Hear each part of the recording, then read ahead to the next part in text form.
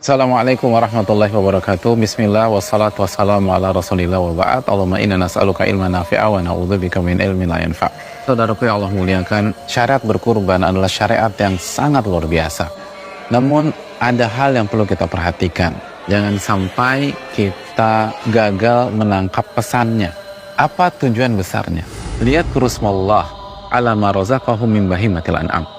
Tujuan utamanya adalah agar mereka mengingat Allah Subhanahu wa Ta'ala, berzikir kepada Allah, bersyukur kepada Allah atas rizki, atas harta, atas hewan ternak yang Allah berikan kepada mereka.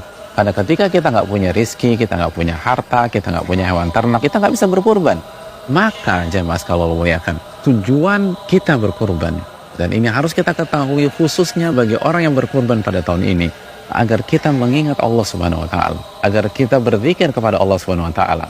Dan di antara zikir yang masuk ke dalam ayat ini adalah tasmiyah dan takbir, atau mengucapkan bismillah atau bismillahirrahmanirrahim dan takbir ketika kita menyembelih. Dan apabila kita ingin ibadah kita bukan hanya sah tapi benar-benar maksimal, maka kita harus menghayati zikir bismillah kita hayati takbir kita harus senantiasa mengingat Allah Subhanahu wa Ta'ala, khususnya pada saat prosesnya berkurban. Kita harus bersyukur kepada Allah Subhanahu wa Ta'ala khususnya pada saat prosesnya berkurban. Kita harus merasa benar-benar Allah kasih kita segalanya, dan khususnya nikmat hidayah sehingga kita bisa berkurban.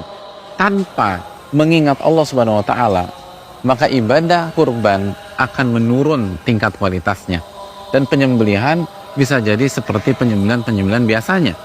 Apabila kita ingin menyembelih sebagai sebuah syiar, sebagai sebuah ibadah, sebagai sebuah persembahan, maka menyembelihlah dengan mengingat Allah, menyembelihlah dengan berzikir kepada Allah, menyembelihlah dengan senantiasa bersyukur kepada Allah Subhanahu wa Ta'ala. Maka kita melakukan ibadah kurban dalam rangka berzikir, mengingat Allah dan mengingat nikmat-nikmat Allah Subhanahu wa Ta'ala, dan bersyukur atas itu semua. Aku qouli hadza. Assalamualaikum warahmatullahi wabarakatuh.